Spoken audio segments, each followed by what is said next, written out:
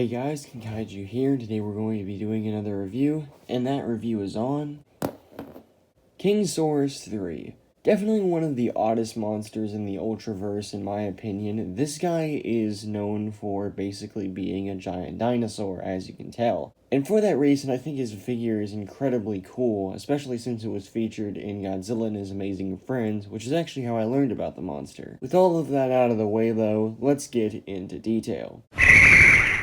Detail on Kingsaurus 3 is pretty simplistic. There's nothing over the top. There's nothing bad about it. It's pretty simple. There's a lot of nice wrinkles. There's not many scales, especially for a dinosaur, but it really doesn't matter that much because on the original suit, there wasn't a ton of scales either. This is basically how it looked. As for paint, it is painted pretty badly actually, but I actually do like it despite this. The silver is painted pretty horribly. I'm assuming that it was probably just sprayed on there. Nothing really good about it is happening, but it doesn't really matter to me that much because at the end of the day, I think it still looks pretty good. So as for detail, overall, it's pretty good. Nothing too out of the ordinary, nothing bad, nothing great, and the paint is mediocre, but still appealing in my opinion. Now, let's get on to articulation.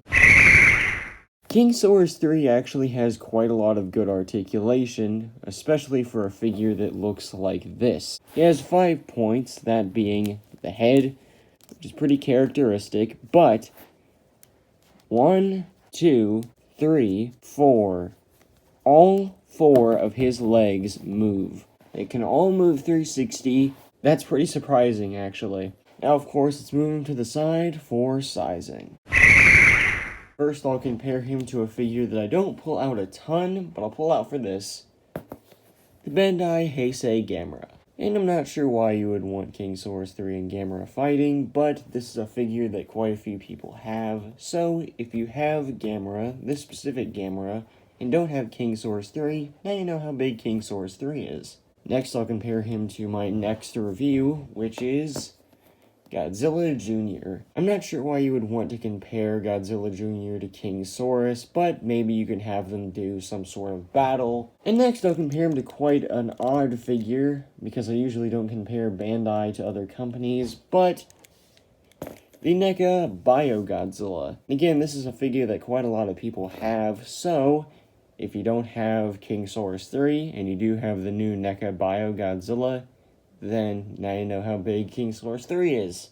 Moving Kingsaurus 3 back into the middle, there isn't really a ton else to talk about with this guy. He's not a bad figure, don't get me wrong, but he's just kind of simplistic. Again, this does not mean that I think he's boring or anything, like other figures that I would describe as simplistic. I think he's good in a sense to where there's not a ton going on with him. It's the simpleness of it that I like, essentially. The paint, like I said earlier, is mediocre, and the detail is okay, nothing too special, but, still good. I like that. I like the silver paint, and I think that it's actually pretty good, despite not being applied very nicely.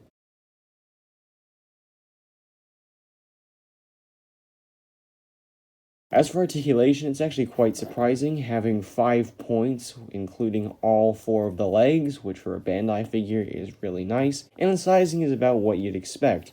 He looks like a small monster in the show, and he's a small monster compared to other figures. So that's really all there is to say about Kingsaurus 3. I hope you guys did enjoy this review, and I will see you all in the next one.